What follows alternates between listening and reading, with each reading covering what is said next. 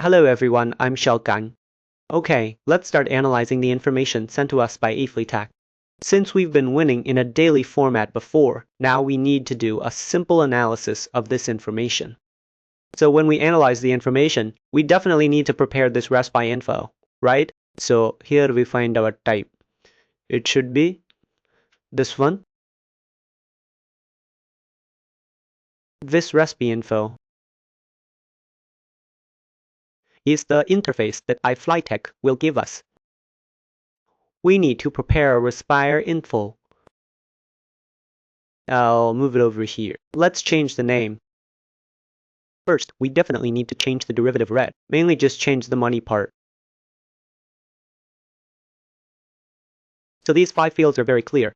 They correspond to these 5 fields. As soon as you see it, it's this action. That is what kind of machine identifier it is. Then the substitution error code. Then this is the data. It describes the session ID. With this, we come to our CPP here. Not it. It is. We prepare a resp info.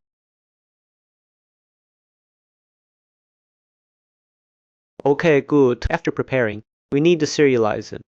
We take this information and serialize it. Our serialization is done like this. This part is definitely successful because all the information sent over quickly as in this format. If it's not, then there must be some issues. So this definitely means this part must be successful. If it's not, we can actually do a check. Right here, check false. But it's okay if you don't write this. We don't have to write it because this is definitely successful. Because the communication format is like this. Next, we need to determine the action field in here. What kind of situation is it? So obviously, the fields of this action are divided into the following situations. Let's click on it. It should be action. Action INI. If it's normal, it should be this field. Started. Where does this field come from? It's written in the documentation. Written in the documentation, if you pass the check, the first field is this one. If there is an error, then it should be this field.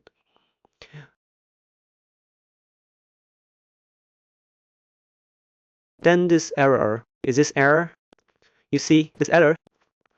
And if it is, that is, if it equals resell, it is the data parsed from the communication. Okay. We will handle this last because this result data. I need to wait for this. You need to send the binary data stream over first. Only then will it have this result data. So we can take a look first. Let's slow down a bit here. If there is an error here, check if somewhere is missing a parentheses or something. It should be missing a parenthesis. Okay, then here, this result is for this stage. This information, okay, as for the specific information inside, we will parse it later. Let's first handle the success and failure cases from earlier. So, as per our usual habit, handle failure first. Because failure is the easiest to handle. It's not that failure is the easiest to handle. It's that failure. You can handle it most easily and clearly. Okay, let's change the text here. There must be an error here. What is the cause of the error? It's in this discussion field, right? And here we can delete this ID. We can delete it. Let's see, there's still a problem here. The problem is that this name hasn't been changed. Okay, so we have agreed on that stuff. Next, we need to prepare it. Init information. So it is this thing. That's it. That is our initialization result. We need to prepare a piece of information. We need to make it return. We call it init information. Okay, so this information, let's click on it. We need to have fields inside it to make some declarations. So this information actually, we just need to take this respires info and put it in. Why is it okay to just put it like this? Because there doesn't seem to be much that needs to be parsed here. Since all these fields are already here, we don't need to store them again. So we can just give it a respire info here, okay? The respire info we use here is different from the message we used earlier. It's quite different. It depends on the specifics of this project. It's very similar to this information. It is our first level service. Right, it is our first level service. and the respire info inside it. Actually, this is our secondary data, so this varies depending on the project. So don't get confused. At this point, with such a field, we just take this information and copy it over. He should pay attention, or he should take his IC boost info equals the secondary data we parsed.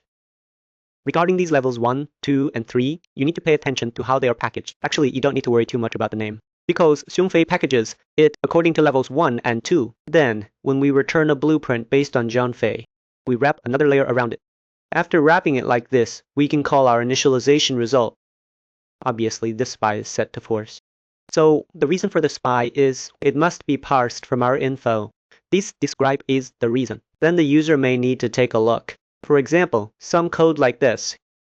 Then they might need to, that is, for example, they want to see some specific field, right? It reports an error to Zhunfei. Then they might need a session ID. There might be some data, etc. Then we return this back. After returning it, we directly call this stop here. So it means an error occurred here. Then Zhunfei tells us an error occurred. We then tell Zhunfei, then we were wrong. We made a mistake. Then we just need to turn it off. Okay, then we can just return here. Good. So this essentially handles the entire error result for us. Good. So before we continue writing, let's test it first. Let's see if we can successfully receive this error, result in blueprint. Then let's open it here and do a simple test. Alright, I've opened it here. Now let's move these things over here for convenience. We just wrote it into the official website, column diagram. Okay, we don't care about these request messages at all. We mainly register this trial here. We call it the init event trial. And here, we mainly just need to pay attention to this information. We extract it.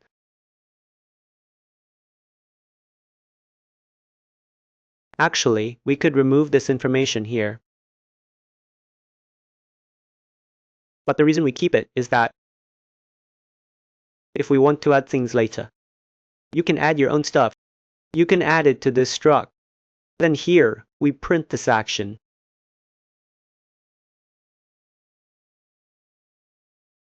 Okay. Then let's also print this code.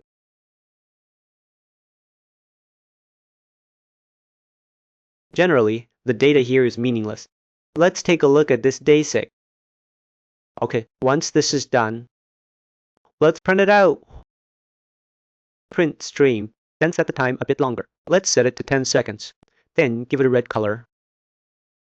Just now, double-clicking switched to the engine source code. Ignore that. You need to note that the STT ID here is different from the side here.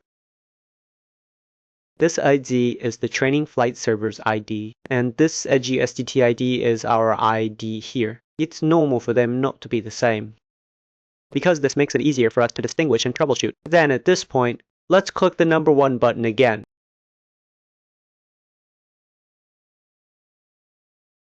Okay, you can see here, it should have returned.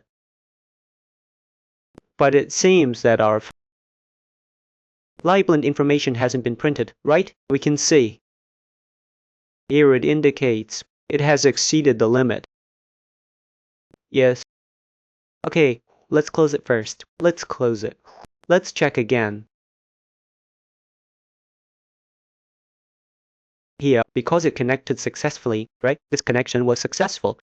Well, so it's normal that we didn't receive the malnature event. Let's turn it off first. It's very simple. Here we have received it. You can take it here. Look at the spot. The place we want is at this position. It should be here. This is the information about our victory. The client did not receive this information. So if we want to test here, we can disable this ID. That way we can see it immediately. Because the first time we received was this start information. So okay, we can see it. You can see it. At this point, we directly receive this error message. And then we also close it. Okay, let's press it again. You can see, right? So this proves that we can listen to this error information. Then let's just connect it. Okay, next, we are going to guide you through writing this start. What do we need to do next? This next part is the core of our the most core content of this chapter.